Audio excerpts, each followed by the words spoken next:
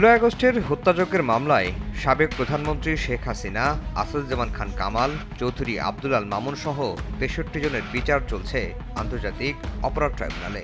এরই মধ্যে শেখ হাসিনার মামলার সাক্ষ্য গ্রহণ শেষ হয়েছে। সোমবার থেকে শুরু হচ্ছে যুক্তিতর্ক উপস্থাপন। প্রসিকিউশন বলছে যুক্তিতর্ক শেষ হতে কয়েক কার্যদিবস সময় লাগবে। এ মাসের দ্বিতীয় ভাগে পাওয়া যাবে শেখ হাসিনার মামলার রায়ের তারিখ। সাক্ষ্য প্রমাণে ৫টি অভিযোগ প্রমাণ হওয়ার দাবিও করা হয়। এই দুইটা আর্গুমেন্ট মিলিয়ে ১৫ দিন সময় লাগতে পারে। তারপরে এই মামলাটির রায়ের জন্য অপেক্ষমান থাকবে। এরপরে আদালতই নির্ধারণ করবেন যে কতদিন ওনারা রায়টা প্রস্তুত করে এটা ট্রাইব্যুনালে ঘোষণা করবেন। প্রসিকিউশন ৫টি অভিযোগই আসামিদের বিরুদ্ধে সন্দেহাতীতভাবে প্রমাণ করতে সক্ষম হয়েছে।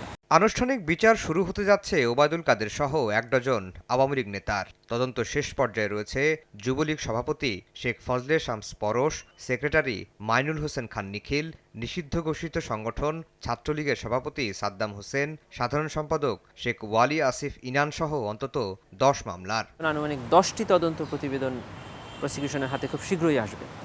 তার মধ্যে ওবায়দুল কাদের সাহেব সহ আরও ৭ জন তৎকালীন প্রভাবশালী আওয়ামী লীগ এবং ছাত্রলীগের নেতৃবৃন্দ, তাদের তদন্ত প্রতিবেদন একদম শেষ পর্যায়ে। ফার্মগেটের গোলাম নাফিজের হত্যাকাণ্ডের তদন্ত প্রতিবেদন একদম শেষ পর্যায়ে। আমরা হয়তোবা কামিং সপ্তাহে আমরা ফরমাল চার্জ দাখিল করে দিতে পারবো। এছাড়াও আরও বেশ কয়েকজন প্রভাবশালী নেতার তদন্ত প্রতিবেদন আমরা পেয়ে যাব মর্মে তদন্ত সংস্থা আমাদেরকে জানিয়েছে।